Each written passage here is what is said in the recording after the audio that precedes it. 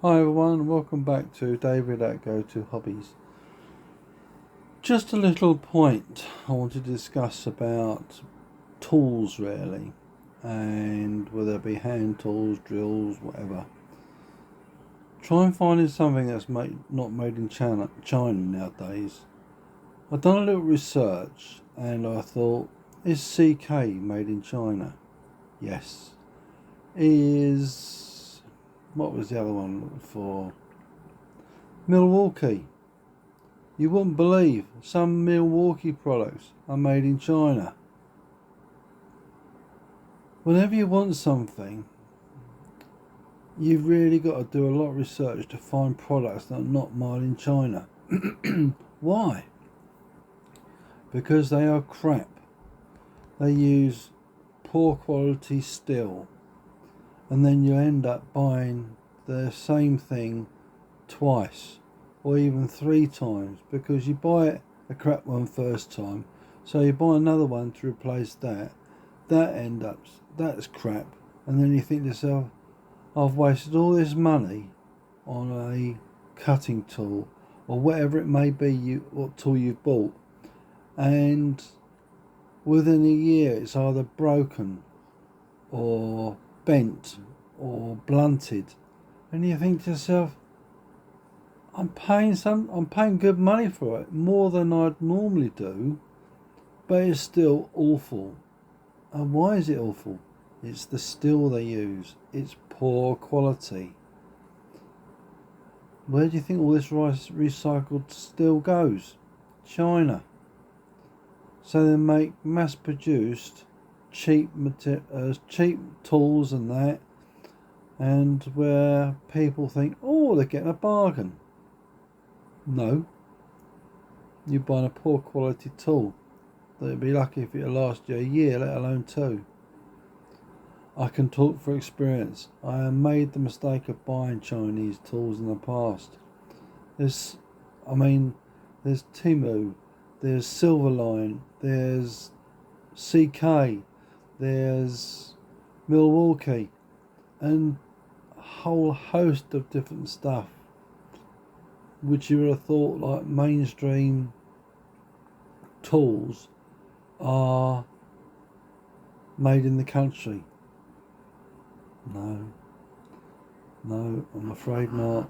You really if you really want quality tools, start digging, start doing research, and if you want to save yourself money in the long run, whether you're buying a drill or a pair of wire snips, pair of pliers, buy something half decent first.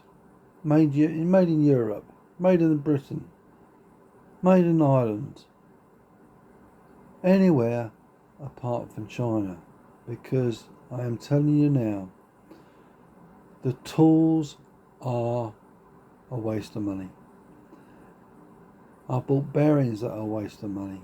I only find out by later on because they don't last.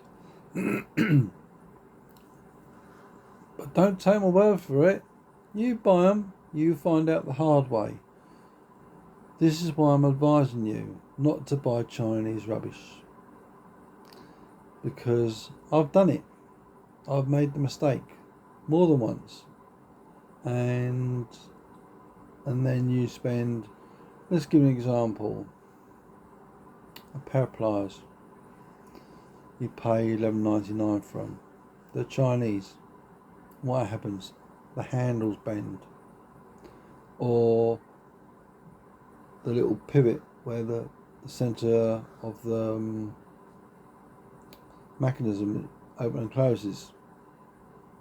What happens to it? It starts getting loose, and the more you use it, the looser it gets. But not only that, you can shake it in your hand, it wobbles. That's what I mean, poor quality, because the steel is not up to standard. Excuse me. Another example, let's say I'm after a pair of precision wire cutters, and I want something that's going to be good. How much am I prepared to pay? 20 or 30 quid. Something that's going to be a better value. I can buy something on Amazon. I can buy something at Screwfix. What are Screwfix selling? Probably Chinese products. I want to find. Give an example. Do some research and look at what tools are made in your country. As I say, take it away from me. Do your own research, and you'll be amazed how many manufacturers of tools outsource their products to China, or these companies that say their quality is good. Don't take my word for it. I thought CK, for example, was a good quality until I found out they're using Chinese steel. And I warned you, don't buy it. What can I say? Do your homework, do some research, buy something half decent in the first place. Don't fill your van or your toolbox full of Chinese rubbish and then think to yourself, only if I listen to David. What did he say? And then what do you end up doing? Buying it again.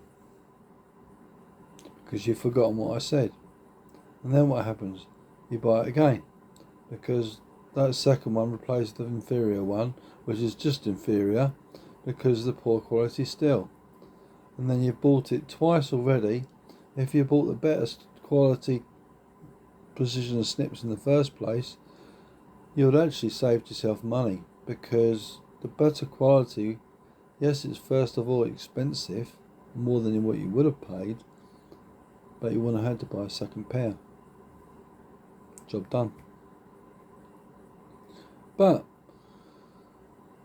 what do you think of Chinese products? I know what I think. They're absolute rubbish through past experience. And every time you buy a Chinese tool or a Chinese product, what you're doing, you're helping him support Russia. You are... Should we leave that subject alone, I think, because they haven't got very good standards, to say the least. And besides that, my main criticism is the quality. I wouldn't even have it if it was free. That's how bad they are. So I think to myself, if it was free, it's got to be worth nothing, isn't it? What do you value more? Something you pay a lot of money for, and then you appreciate it, and you look after it. You buy something that's cost you 5 or 6 quid, and you are relying on that to do a good job. So you start using it 5 minutes down the line, and it's blunt. You can even, cut a whisker off your face. That's how bad it is. All it does is just squash it. Just an example, I'm saying. But you get what you pay for. That is your decision, what you do with your money. But I know what I'm doing with my money, so I choose to buy quality products. And I try to avoid buying Chinese products like the plague. I have my reasons, as I've already stated, but there's many others.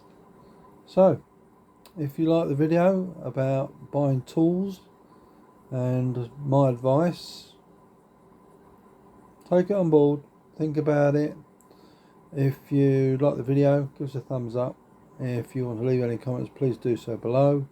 And be interested to see what you think about Chinese tools, and have you got the same view as me, and what do you think? So, last thing, if you want to see more videos on reviews, what my thoughts are with tools and my projects, hit the subscribe button above, and then click on the bell icon and click all, and then you'll be notified of more videos to come, different projects, me making things, fixing things, altering things, breaking things, and general different subjects that are on the topic of the news and relevant to people nowadays. So anyway, thanks for visiting David at Go To Hobbies, and we'll see you in the next video. Take care for now. Bye bye.